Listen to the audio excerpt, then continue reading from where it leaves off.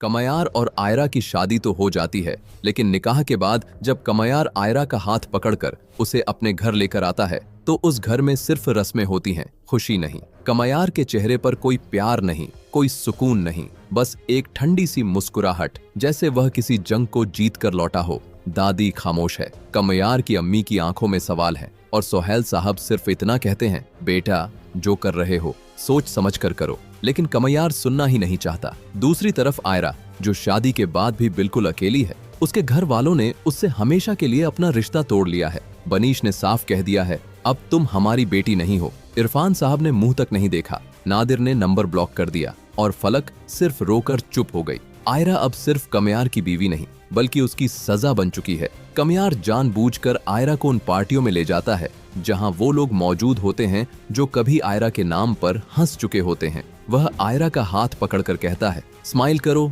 मेरी बीवी हो तुम। लोग तालियां बजाते हैं। कोई कहता है लकी कमयार, कोई कहता है बेचारी लड़की, और हर एक नजर आयरा को अंदर से तोड़ देती है। कमयार हर पार्टी में जानबूझकर आयरा को इग्नोर करता है। कभी किसी और लड़की से बात, कभी जानबूझकर लेट आना, और फिर धीरे से कह देता है, तुम्हें दर्द हो रहा है ना? बस मुझे भी रोज होता था। आयरा चुप रहती है क्योंकि उसे लगता है शायद ये सब उसकी ही गलती है। वह खुद को ही दोष देने लगती है। काश उस दिन यकीन कर लिया होता, काश कमयार को अकेला न छोड़ा होता। इस बीच फरीहा और खबर दूर से ये सब तमाशा देख रहे होते हैं। उनके चेहरों पर खौफ है क्योंकि कमयार बदल चुका है। ये प्यार का बदला है और ये बदला सिर्फ शुरू हुआ है। एक रात कमयार आयरा से कहता है, तुम्हें लगता था मैं टूट जाऊंगा, लेकिन देखो मैं जिंदा हूँ और अब तुम्हारी बारी है। आयरा की आंखों से आंसू गिरते हैं, लेकिन आवाज नहीं निकलती। वह जानती है ये शादी प्यार के लिए नहीं हुई, ये शादी सज्जा बन चुकी है। और तभी कहानी एक और मोड़ लेने वाली है। आयरा कमयार को छोड़कर